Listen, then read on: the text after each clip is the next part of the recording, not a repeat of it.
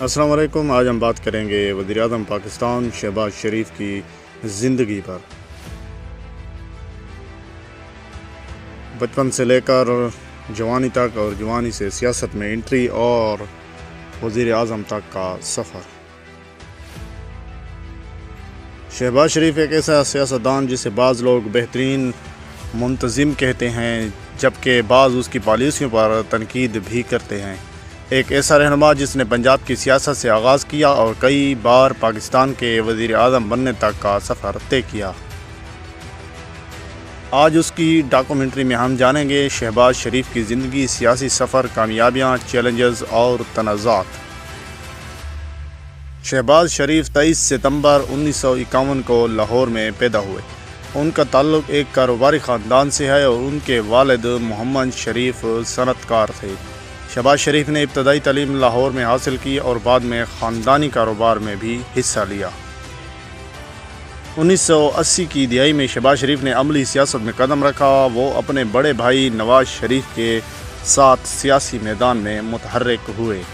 وقت کے ساتھ ساتھ وہ پاکستان کی بڑی سیاسی جماعت پاکستان مسلم لیگ نون کے اہم رہنماؤں میں شمار ہونے لگے۔ شہباز شریف کئی مرتبہ پنجاب کے وزیر اعلیٰ منتخب ہوئے۔ ان کے دور میں سڑکوں، فلائی اوورز، میٹرو بس، صحت اور تعلیم کے متعدد منصوبے شروع کیے گئے۔ ان کے حامی انہیں تیز رفتار کام کرنے والا منتظم قرار دیتے ہیں، جبکہ ناقدین بعض منصوبوں کی لاگت، ترجیحات اور شفافیت پر سوالات اٹھاتے ہیں۔ سن 2022 میں شہباز شریف پہلی مرتبہ پاکستان کے وزیر اعظم منتخب ہوئے۔ اس دوران ملک کو مہنگائی، معاشی مشکلات، توانائی کے مسائل اور بین الاقوامی مالیاتی چیلنجز کا سامنا تھا۔ بعد ازاں 2024 کے عام انتخابات کے بعد وہ دوبارہ وزیر اعظم منتخب ہوئے اور نئی حکومت کی قیادت سنبھالی۔ وزیر اعظم کی حیثیت سے انہیں معاشی استحکام، مہنگائی پر قابو، غیر ملکی سرمایہ کاری، توانائی کے بحران، سیلاب کے اثرات اور عوامی توقعات جیسے بڑے چیلنجز کا سامنا رہا۔ ان کی حکومت نے مختلف معاشی اصلاحات اور ترقیاتی منصوبوں پر کام کرنے کا اعلان کیا، جبکہ اپوزیشن نے متعدد فیصلوں پر تنقید بھی کی۔ شہباز شریف کو سخت محنت، وقت کی پابندی اور انتظامی انداز کے لیے جانا جاتا ہے۔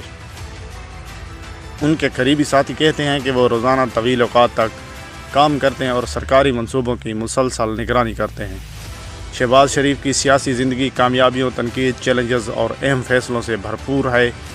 ان کے حامی انہیں ایک مؤثر منتظم قرار دیتے ہیں، جبکہ ناقدین ان کی پالیسیوں اور سیاسی فیصلوں پر سوالات اٹھاتے ہیں۔ ان کی شخصیت اور کارکردگی پر رائے مختلف ہو سکتی ہے۔ یہ حقیقت ہے کہ وہ پاکستان کی سیاست کے نمایاں رہنماؤں میں شمار ہوتے ہیں۔ اگر آپ کو یہ ڈاکومنٹری پسند آئی ہو تو ویڈیو کو لائک کریں اور اپنے دوستوں کے ساتھ شیئر کریں، اور ایسے ہی معلوماتی